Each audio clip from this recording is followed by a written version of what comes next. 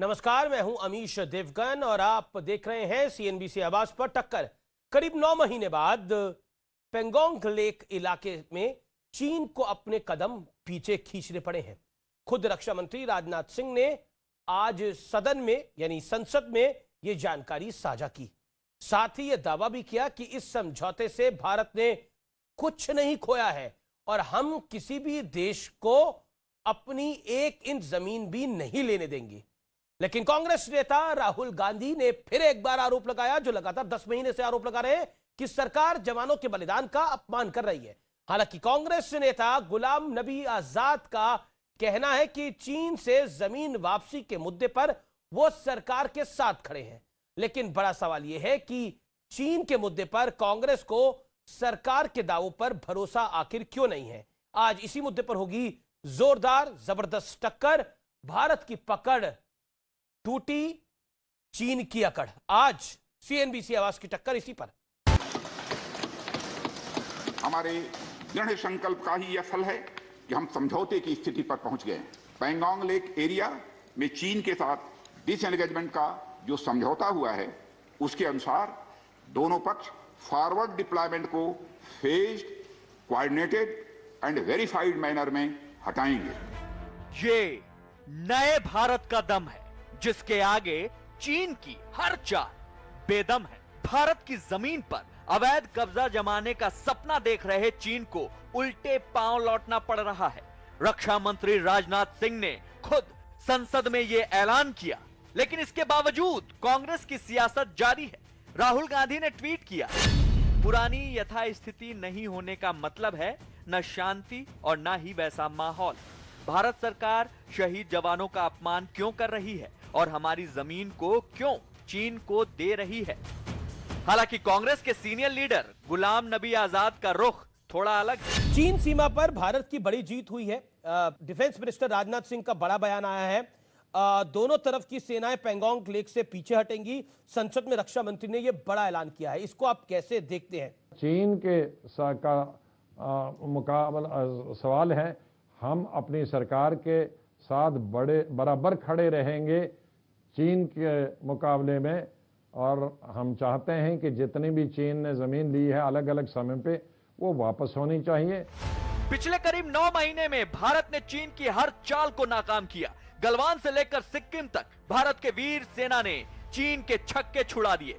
सेना का मनोबल बढ़ाने के लिए खुद पीएम मोदी बॉर्डर के इलाकों तक पहुंचे। कूटनीति के स्तर पर मोदी सरकार ने चीन की चौतरफा घेराबंदी कर दी।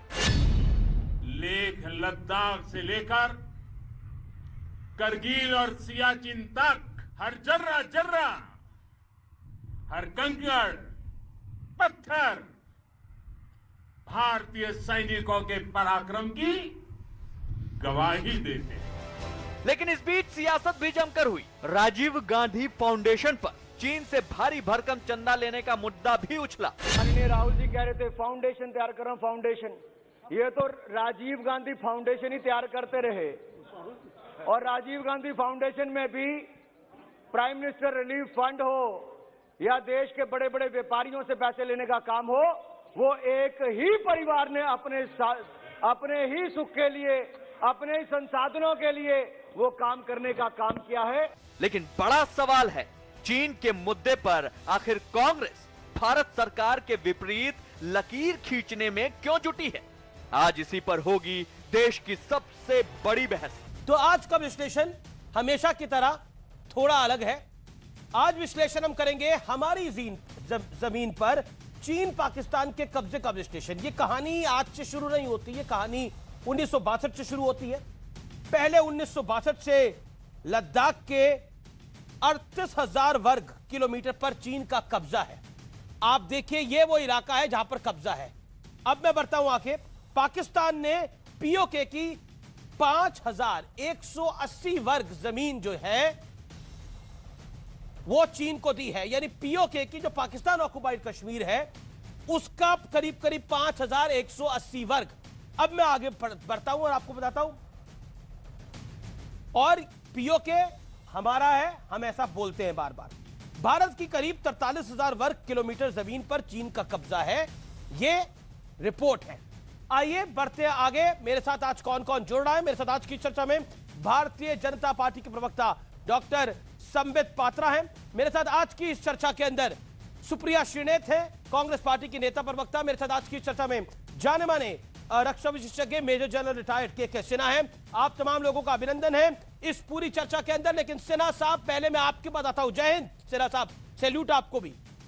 मैं आपसे जानना चाहता हूं, आज जो रक्षा मंत्री ने लोकसभा और राज्यसभा में कहा, उसके मायने क्या है? डिसएंगेजमेंट की बात हुई है, लेकिन हमारा स्टैंड हमेशा यह रहा है कि कोई अंदर आया नहीं, कोई अंदर आया नहीं। तो फिर डिसएंगेजमेंट के मायने क्या है? अमीश जी, जय हिंद। और आज एक ऐसे गर्व के दिन में आपने मुझे मौका दिया है कि आपके चैनल में आके बोलूं। और आपने जो सवाल किए हैं कि लगातार ये बोला गया कि हमारी जमीन के अंदर कोई नहीं घुसा है, और आज क्या हो गया कि हम कह रहे हैं कि हमारी जीत और डिसएंगेजमेंट हो।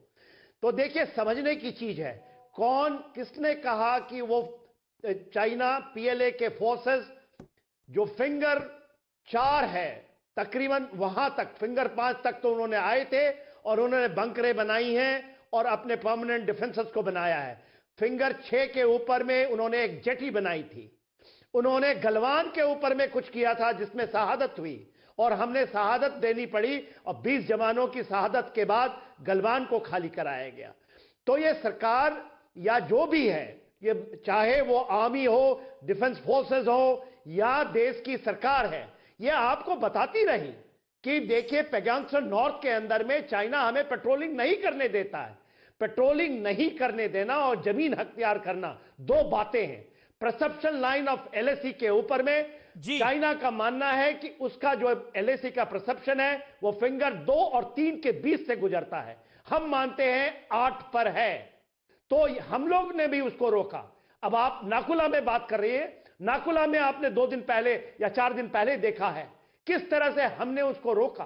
तो हम भी रोकते रहे। पूरे कैलाश रेंज में हमने उनकी बंद कर दी उनका पेट्रोलिंग, उनके कोई भी कार्रवाई को। तो जमीन नहीं गई, हां आपके कार्रवाइयों में बाधिता आई जिसके कारण मतलब आपको यह कार्रवाई करनी पड़ी। ठीक है, मैं रुक करता हूं डॉक्टर संबित पात्रा और सुप्रिया श्रीनेत जी का। डॉक्टर पात्रा, मैं आपके पास आता हूं। पेट्रोलिंग का अधिकार क्या छोड़ दिया है भारत ने, या ये एग्रीमेंट का टेम्परेरी हिस्सा है?